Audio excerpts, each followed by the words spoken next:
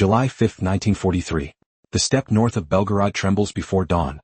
A mist clings low to the grasslands of Kursk, bleaching everything to silver gray under artillery flashes already thudding along the horizon.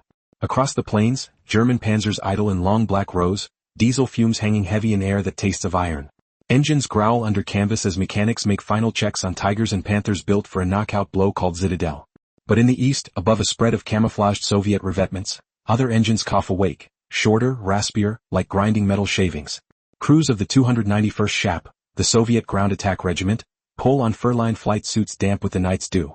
They move between planes that don't look much like war heroes. To Western eyes, the Il-2 Sturmovik is ugly, wide-winged, humpbacked, its armor forming a dull gray carapace that glints weakly in dawn light. Captain Alexander Rogov wipes condensation off his canopy and, half smiling, says to his rear gunner, "Lyosha, today the fascists meet our barns again. For 2 years the Germans have mocked it, Fliegender Bauernhof, the flying barn, but every pilot on the steppe knows what that barn can do." They strap in. The Il-2s Hart, a 1,700 horsepower Mikulin AM38 engine, sputters once, twice, then roars. The cockpit shudders as steel plates welded around it resonate. The plane is literally built around armor. 80% of Rogov's world is metal. The dash, the nose, the tub that encloses his seat in 15mm plating. He jokes that he flies a tractor built by an angry god. At 3:15 the flare shoots skyward, attack signal for the VVS to launch its first strike of the Battle of Kursk. Rogov's squadron taxis rough over cracked grass.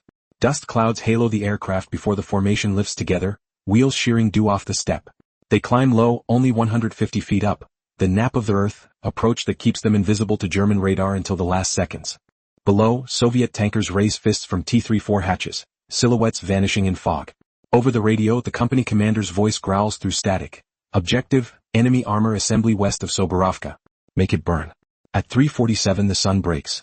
Through the haze, Rogov sees them, an entire regiment of the 9th Panzer Division lined up on a ridge road.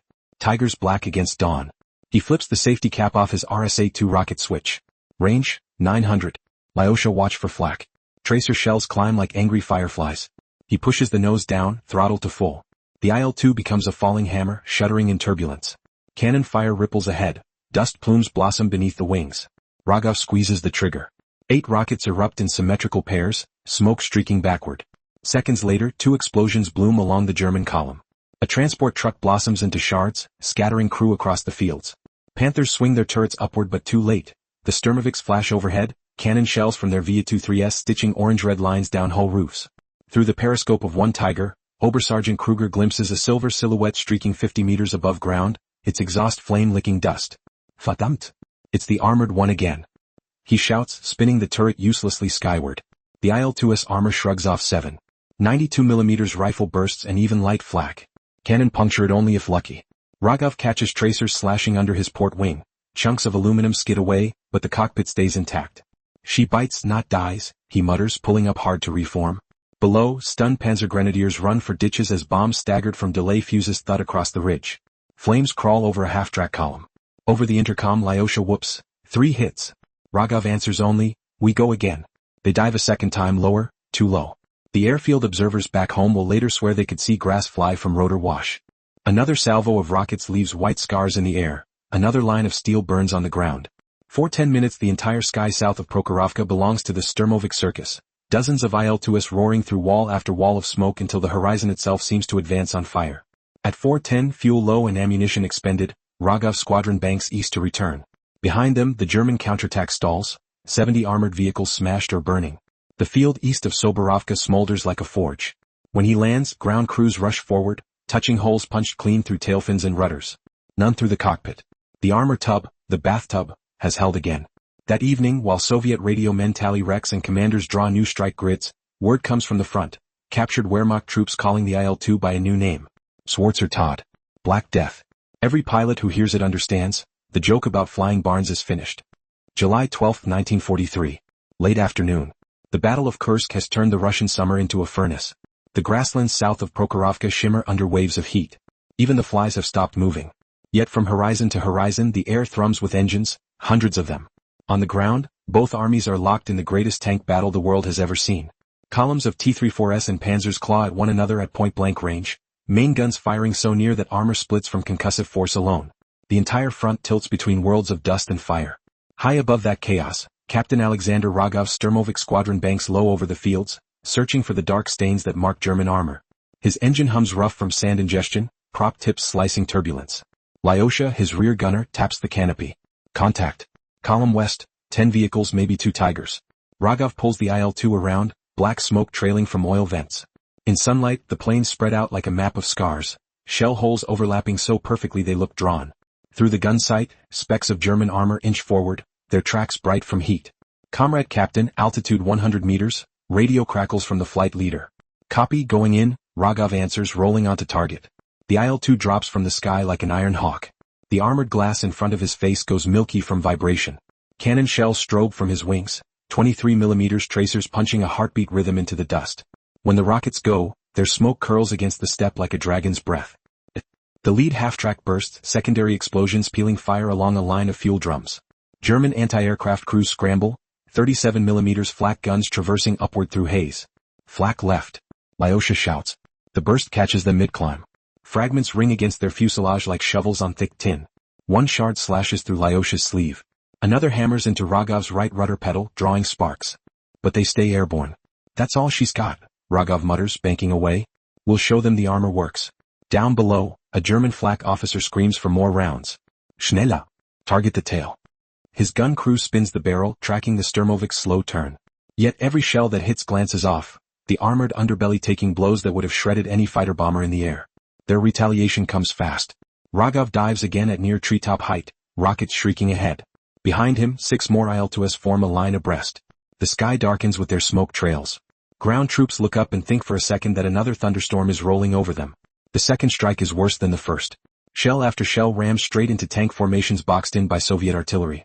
Panthers erupt one by one, fuel igniting into volcanoes that belch black pillars across the horizon. Lyosha cheers into the interphone. You see that? That one's cooking. But Rogov doesn't answer. He's watching the German flak batteries below, noting how they're repositioning in the wheat. We're not done yet, comrade. Swinging for the guns. He pulls level just over the ridge and presses the release. The Il-2 lurches upward as 4 fragmentation bombs fall away.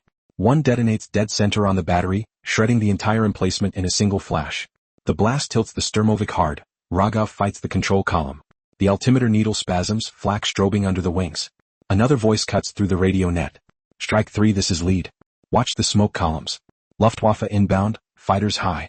Cloud shadows flicker over the field. Then the scream comes. A new pitch, sharper, twisting through sky like tearing canvas. FW-190s diving from 2,000 meters, 30 of them.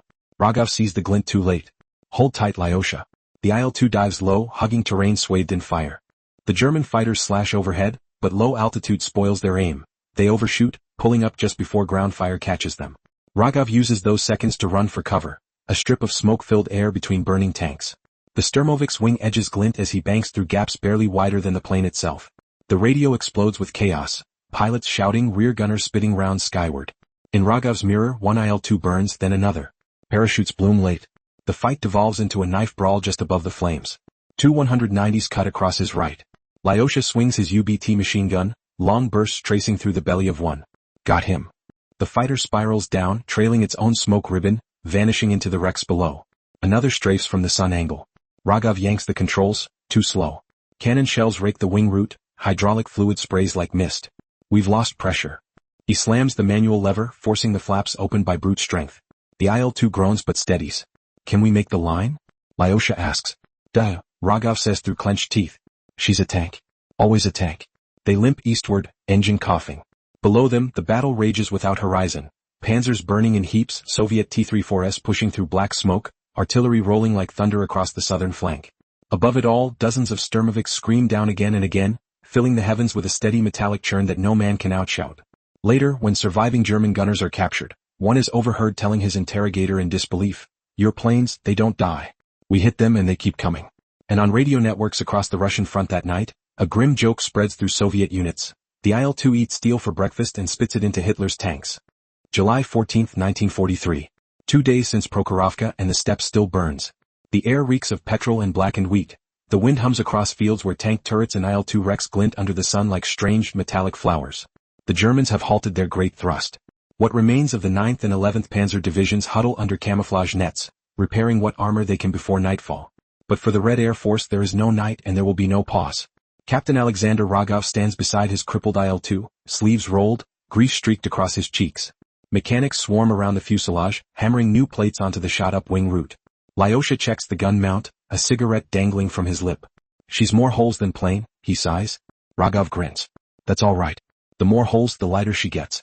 From above the airfield comes a sound so familiar now that the men barely look up. The slow hemming chorus of twins starting in sequence, the choir of armored thunder. Rows of Sturmoviks line the horizon like iron crops ready for harvest. Ground crews slap their flanks as if urging oxen into the plow. At 1800 hours, another strike order arrives. Support 5th Guards Tank Army, Southwest Sector. Enemy retreating under smoke. Finish them.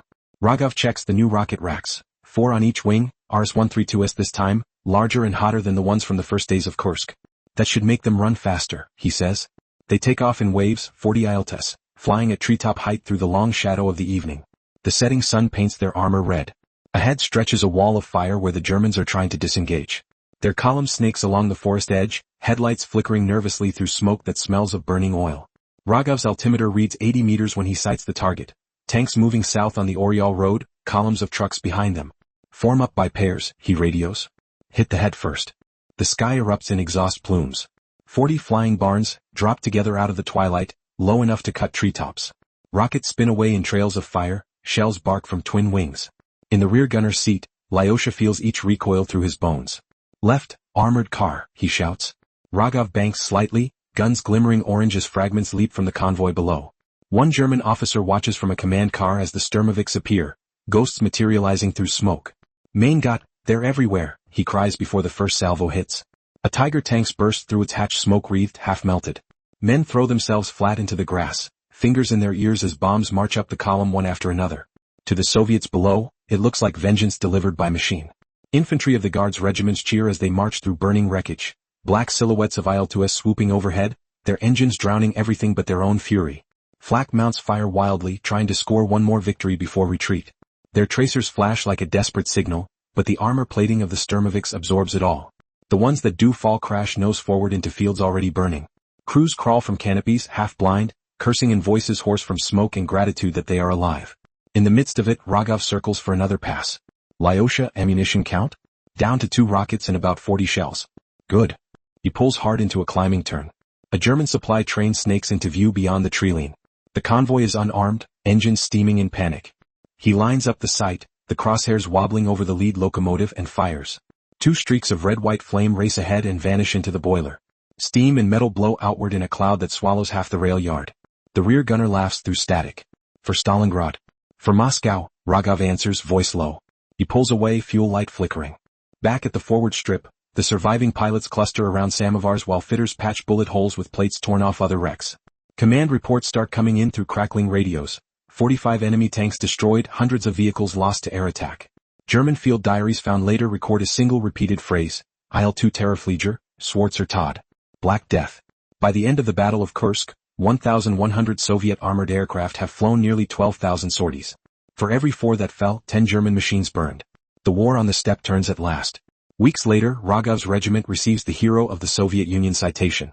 The presentation ceremony is brief, just voices, wind, and the rumble of engines warming again for the next advance west. Raghav runs a gloved hand down the patched aluminum skin of his Sturmovik, feeling the cold weld seams beneath.